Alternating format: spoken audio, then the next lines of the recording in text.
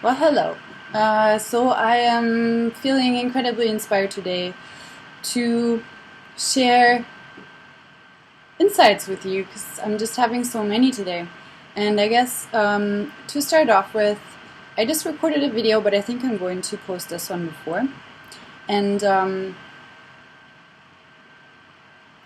I guess a lot of the videos, or maybe a few in the beginning, will be about my experience at the University of British Columbia and what I've learned about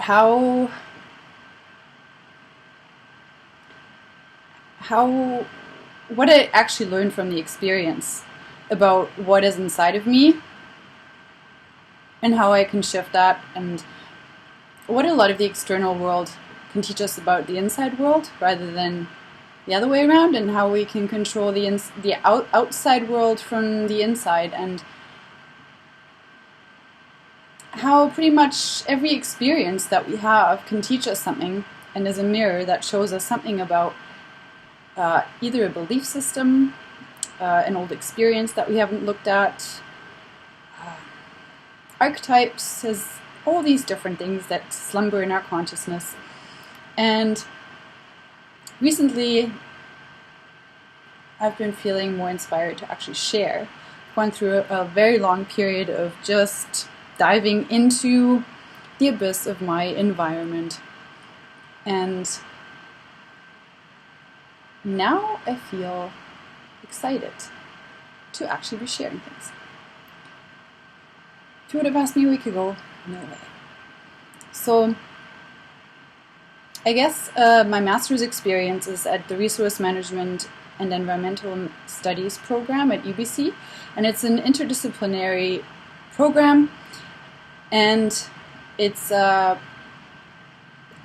the Center for Interactive Research on Sustainability, which was supposed to be North America's most sustainable building. And my task was to create a survey with the inhabitants before they moved in as a baseline study, so that later then we could compare and evaluate our success.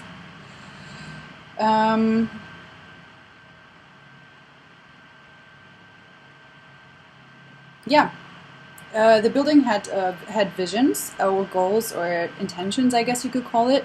It's supposed to be a hub for sustainability where people meet. Interdisciplinary work is supposed to happen, between different groups of the sustainability community. It's supposed to accelerate sustainability and the greenness of the campus and the well-being of the students, and just connect people. And yeah, so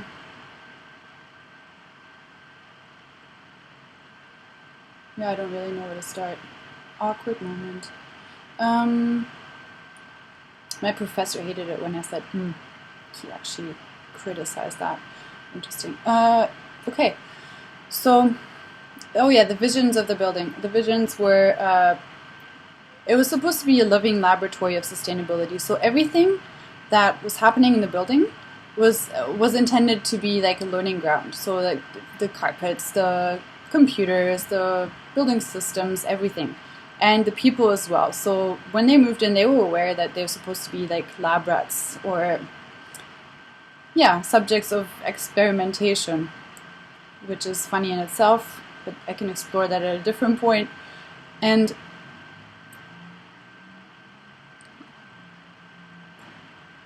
what were the other ones? To enable or support people to become, rather than occupying a space, to become inhabitants of space, of a place. Like, not just to actively engage with each other, to build a community, to collaborate, and things like that. So it was like an intentional community. That was the goal, I think, to be created. And the building itself is very beautiful. It's a wood frame structure. So you can feel that it's like, it has a nice feel to it. And it has a lot of light, which is really nice. And anyway, so those were some of the intentions of the building. And of course, to enhance inhabitant well-being overall. Also productivity and health.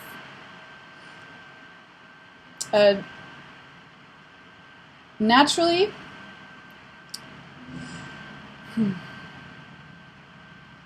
that was an interesting intention, because that usually buildings don't have intentions like that, office buildings. So nobody really paid much attention to what does that mean for for humans, for workers, for people that actually work in this space. It was mostly still focused on the environment and how we can save the environment and reduce our imprint and restore and regenerate the environment around us, so the natural systems. So the building had a lot of features around that area. And my part was then to look at like how, actually that wasn't really my part, but the person that I am, I had to question everything. So when I was given the simple task of creating a survey in terms of how well they feel in their current building and how healthy they feel and how productive they feel and what their expectations were from the new building,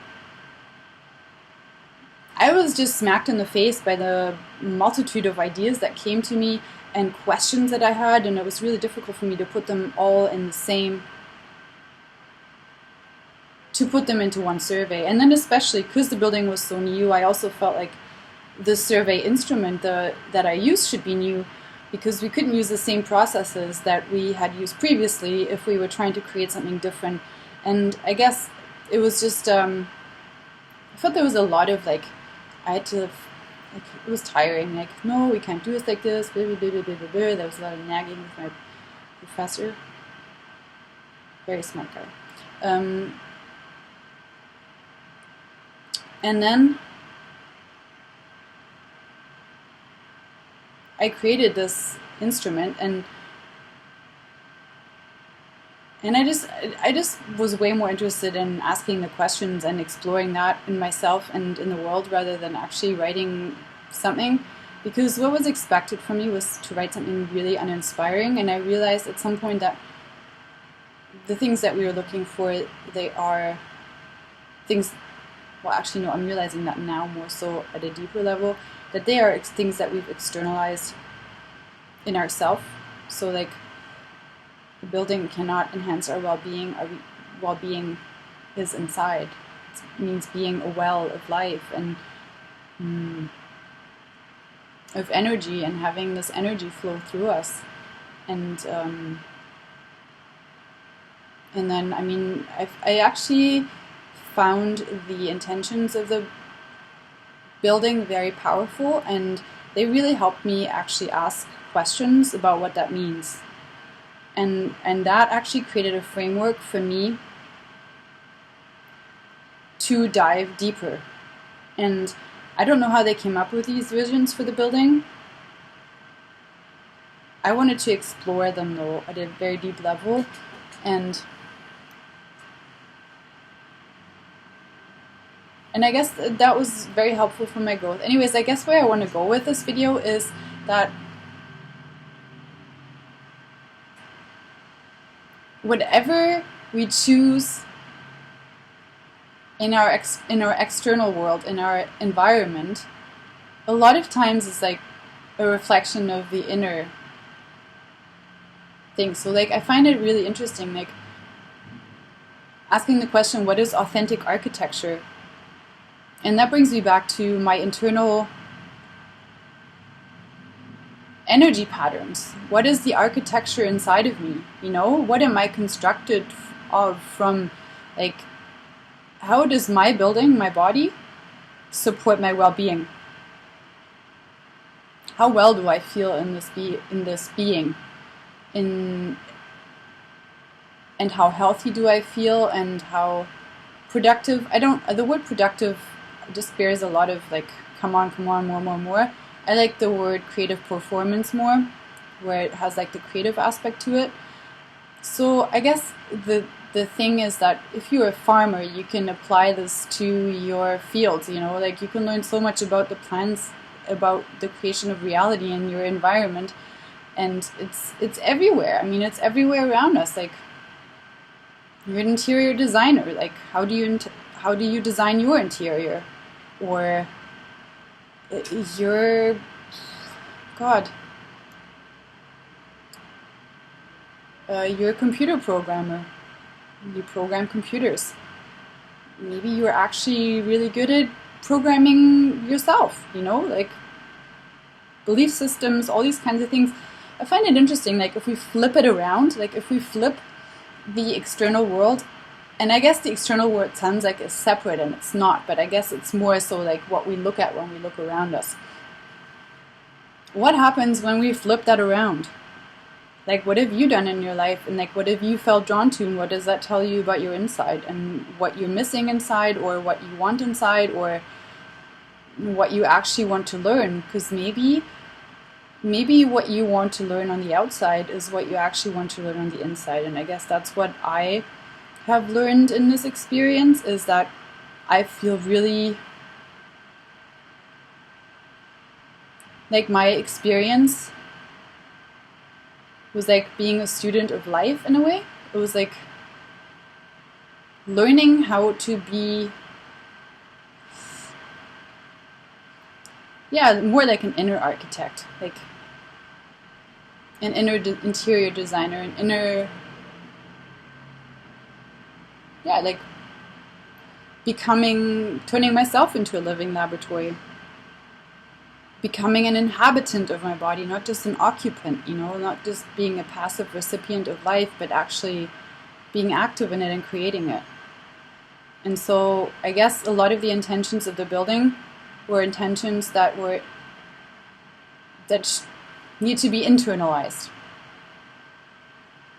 I guess that's what I want to say. So like they need to be internalized and integrated. They're parts that we have lost.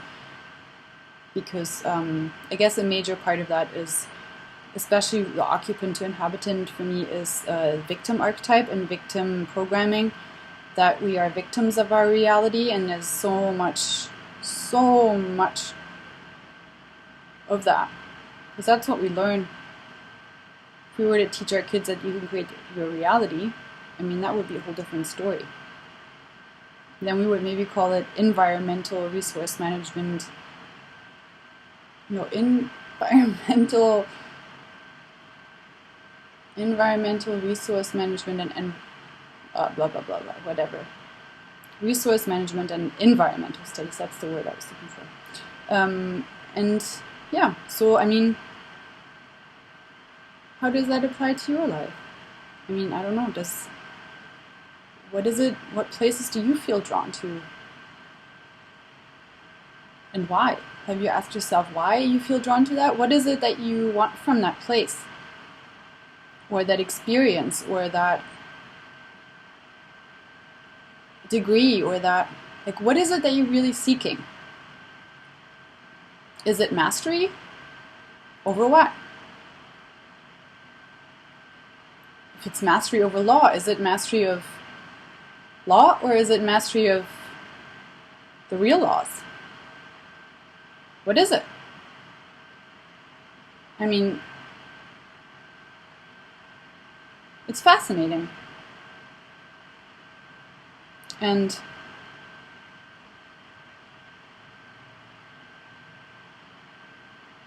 yeah, life. I wish you well.